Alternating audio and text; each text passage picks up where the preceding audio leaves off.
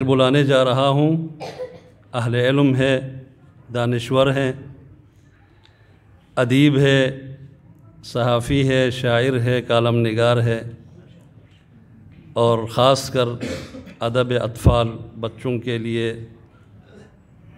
جو ہے نظمیں لکھنا، بچوں کے لیے سادہ اور آسان فکاہیہ مضامین لکھنا، تربیتی، یہ اس فیلڈ کے اسپیشلسٹ اور ماہر ہے۔ ابو نصر کے قلمی نام سے مختلف اخبارات میں کالم لکھتے ہیں۔ میں دعوت دینے جا رہا ہوں محترم احمد حاتب صدیقی صاحب ابو نصر کو کہ آپ تشریف لائیں اور اپنے تاثرات، خیالات اور جذبات کا آپ کو آزادی ہے، منثور اظہار کرتے ہیں یا منظوم؟ احمد حاتب صدیقی صاحب۔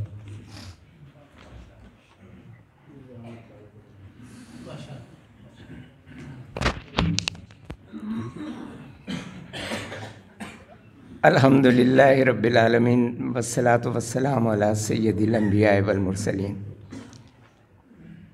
محترم مہمان خصوصی، علماء ذی وقار، قابل احترام خواتین اور معزز حاضرین، اللہ کی حمد اور رسول اللہ صلی اللہ علیہ وسلم پر درود و سلام کے بعد مجھ پر ایک شکر واجب ہے اور ایک شکریہ۔ شکر اللہ رب العالمین کا جس نے مسلمان گھرانے میں پیدا کیا، تو اس طرح بچپن ہی سے ہمارے کان میں اور ہماری زبان پر الفاظ قرآن جاری ہوئے، اور ابھی پوری طرح بولنا نہیں آیا تھا، ابھی ملبوس گویائی نہ تھا پوری طرح پہنا، ابھی ملبوس گویائی نہ تھا پوری طرح پہنا کہ سیکھا تھا زبان قل هو اللہ احد کہنا۔ اور شکریہ استاد محترم فضیلت الشیخ ابراہیم خلیل الفضلی کا کہ جنہوں نے کسی عوض اور معاوضے کے بغیر خالصتاً للہ فی اللہ ہمیں سورۃ الفاتحہ سے لے کر سورۃ الناس تک قرآن مجید کے ہر لفظ کا ترجمہ سکھایا، مختصر تشریح بتائی۔ آپ نے اپنا وقت، اپنی صلاحیت، اور جیسا کہ بشیر مغل صاحب نے ابھی آپ کو بتایا ہے کہ اپنا مال بھی اس سلسلے میں خرچ کیا۔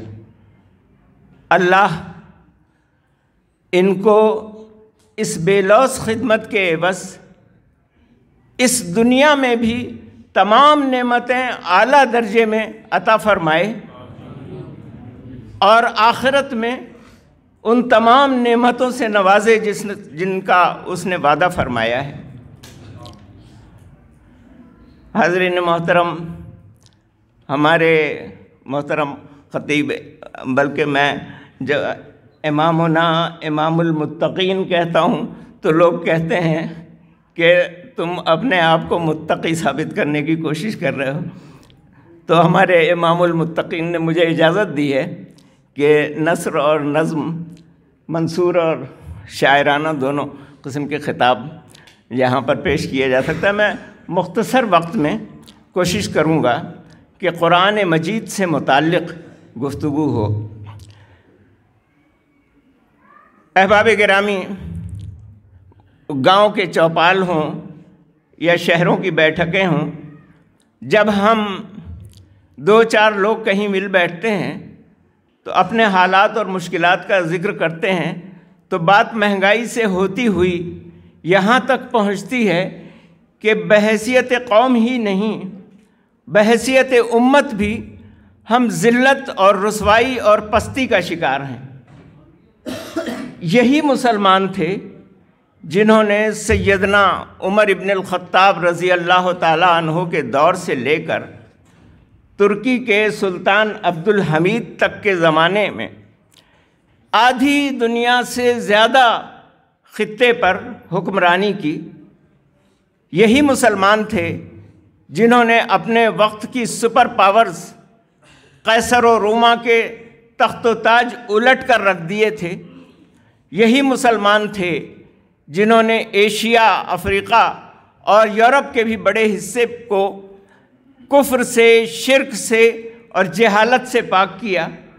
یہی مسلمان تھے کہ جنہوں نے روحانی گندگیاں ہی نہیں دور کیں، جسمانی غلاظت سے پاک صاف ہونے کا طریقہ بھی اہل مغرب کو سکھایا۔ انہوں نے اپنے علم سے، اپنے فن سے اور اپنے عمل سے، کردار سے، اپنے تقوی سے اس دنیا کو جگمگا کر رکھ دیا۔ بقول مولانا الطاف حسین حالی، بہار اب جو دنیا میں آئی ہوئی ہے یہ سب پود انہی کی لگائی ہوئی ہے۔ تو آخر کیا وجہ ہے کہ ہم اب ذلت و رسوائی اور پستی کا شکار ہیں؟ اقبال کہتے ہیں کہ وہ زمانے میں معزز تھے مسلمان ہو کر، اور تم خوار ہوئے تارک قرآن ہو کر۔ اگر دیکھیے تو کیا ہم نے قرآن کو ترک کر دیا ہے؟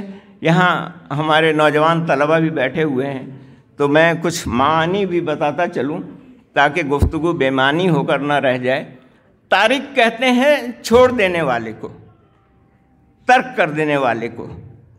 تو آپ ذرا خود سوچئے کہ کیا ہم نے قرآن مجید کی تلاوت ترک کر دی ہے؟ عام دنوں میں کم کم، لیکن رمضان کے دنوں میں ہماری مسجدیں تلاوت قرآن کے زمزموں سے گونج اٹھتی ہیں۔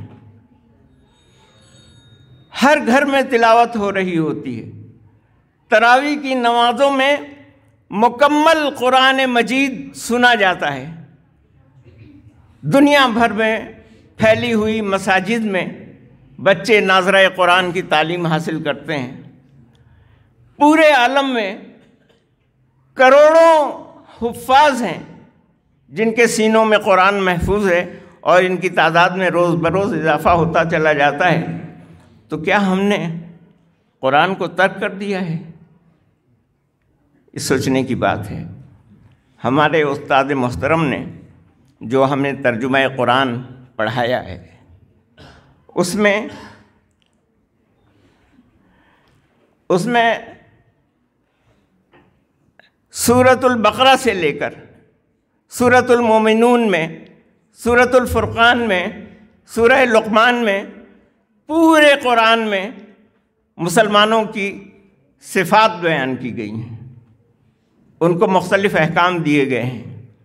آج بھی ہم نے نماز مغرب کی دوسری رکعت میں اللہ تعالیٰ کے کچھ احکام سنے۔ تو کیا یہ احکام میری ذاتی زندگی میں، میری خاندانی زندگی میں اور ہماری قومی زندگی میں نافذ نظر آتے ہیں؟ مسلمان جب قرآن سے استفادہ کرتا ہے تو اس کی ذات میں، اس کے گھر میں، اس کی دکان میں، اس کے دفتر میں، ہر جگہ قرآن کی عملداری نظر آتی ہے۔ ہماری ذلت اور پستی اس وجہ سے نہیں ہے کہ حالات بگڑ گئے ہیں، زمانہ خراب ہو گیا ہے۔ اقبال کہتے ہیں کہ خوار از مہجوری قرآن شدی اور شکوہ سنجے گردش دوران شدی، کہ تو شکوہ شکایت کرتا ہے زمانے کی، وقت بدل گیا ہے، زمانے میں الٹ پھیر ہو گیا ہے، گردش آ گئی ہے، ہم معاشی طور پر مستحکم نہیں، ہم سیاسی طور پر طاقتور نہیں، اس وجہ سے ہم ذلیل و خوار ہو رہے ہیں۔ اقبال پھر کہتے ہیں کہ سبب کچھ اور ہے، تو جس کو خود سمجھتا ہے، زوال کیا ہے؟ خوار از مہجوری قرآن شدی۔ تو قرآن سے مہجوری کی وجہ سے ذلیل و خوار ہو رہا ہے۔ مہجوری ہجر کو، جدائی کو، علیحدگی کو کہتے ہیں، اور یہ جدائی، یہ علیحدگی، یہ دوری اتنا بڑا جرم ہے کہ ہمارے استاد محترم نے جب سورۃ الفرقان ہمیں پڑھائی تو اس کی آیت نمبر 30 میں ارشاد ربانی ہوا، اعوذ باللہ من الشیطان الرجیم، وقال الرسول یا رب ان قوم اتخذوا ھذا القرآن مہجورا۔ تصور فرمائیے کہ سب سے بڑی عدالت میں رسول اللہ صلی اللہ علیہ وسلم یہ استغاثہ پیش کریں گے، یہ مقدمہ پیش کریں گے کہ اے میرے رب، میری اس قوم نے، اس امت نے اس قرآن کو چھوڑ دیا تھا۔ کیا ہم مسلمان ہیں؟ وہ زمانے میں معزز تھے مسلمان ہو کر، ہم مسلمان ہیں، ہم زبان سے، منہ سے کہتے ہیں کہ الحمدللہ ہم مسلمان ہیں، لیکن کیا ہم مسلمان کی زندگی گزار رہے ہیں؟ اقبال پھر کہتے ہیں کہ گر تمی خواہی مسلمان زیستن، نیست ممکن جز بقرآن زیستن۔ اگر تو خواہش رکھتا ہے کہ ایک مسلمان کی زندگی بسر کرے گا تو یہ ممکن ہی نہیں ہے جب تک کہ قرآن تیرے عمل میں، تیرے کردار میں، تیرے گھر میں، تیرے بازار میں، ہر جگہ ساتھ نہ ہو۔ ہم اربوں کی تعداد میں ہیں، لیکن اس کے باوجود ذلت و رسوائی ہمارا مقدر بنی ہوئی ہے۔ یہاں پھر میں اقبال کا شعر آپ کو سناتا ہوں۔ وہ کہتے ہیں کہ اے چو شبنم بر زمیں افتندئی، در بغل داری کتاب زندئی۔ سردیوں کا موسم ہے، آج سردیوں کی صبحوں میں آپ دیکھتے ہوں گے کہ گھاس پر شبنم کے لاکھوں کروڑوں قطرے موتیوں کی طرح چمک رہے ہوتے ہیں، لیکن بے حس اور مردہ پڑے ہوئے جو چاہتا ہے ان کو قدموں سے روند کر چلا جاتا ہے۔ یہی حال ہمارا بھی ہے۔ قرآن ہماری زندگیوں میں اگر عمل میں آ جائے، وہ تمام ہدایات، وہ تمام احکام جو ہم نے ترجمہ قرآن میں پڑھے ہیں، اگر ہم ان پر عمل کرنا شروع کریں، ان کا پیکر بن جائیں، تو بقول اقبال یہ راز کسی کو نہیں معلوم کہ مومن قاری نظر آتا ہے، حقیقت میں ہے قرآن۔ یعنی قرآن کا جو قاری ہے، پڑھنے والا ہے، وہ جب عمل کرتا ہے قرآن پر تو وہ خود قرآن بن جاتا ہے۔ اب دیکھنا یہ ہے کہ ہم قرآن کو اور صاحب قرآن صلی اللہ علیہ وسلم کے فرمان کو اپنی زندگیوں میں کہاں تک نافذ کیے ہوئے ہیں۔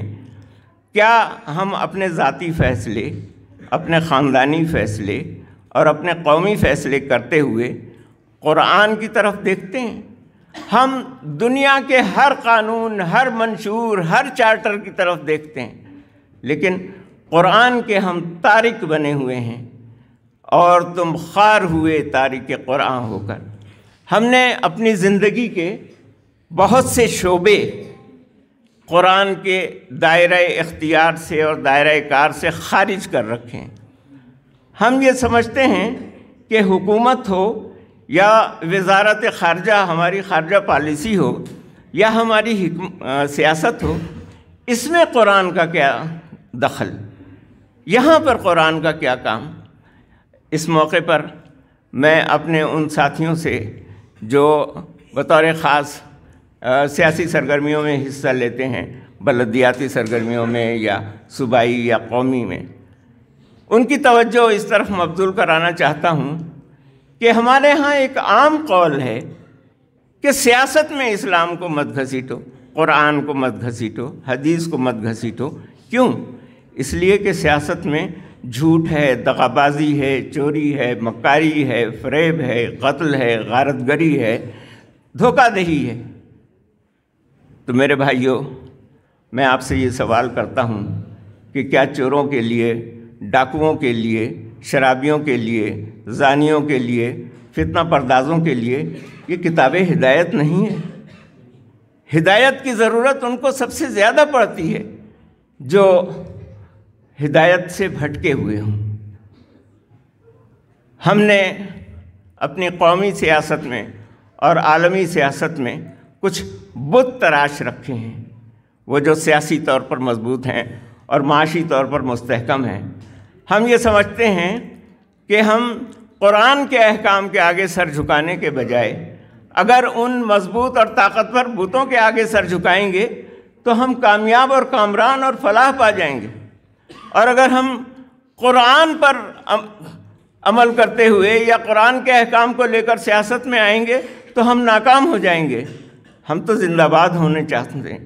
اقبال، یہ آخری شعر آپ کی خدمت میں پیش کر کے رخصت ہوتا ہوں کہ اقبال یہ پوچھتے ہیں کہ بتوں سے تجھ کو امیدیں، خدا سے نو امیدی، بتوں سے تجھ کو امیدیں، خدا سے نو امیدی، مجھے بتا تو صحیح اور کافری کیا ہے۔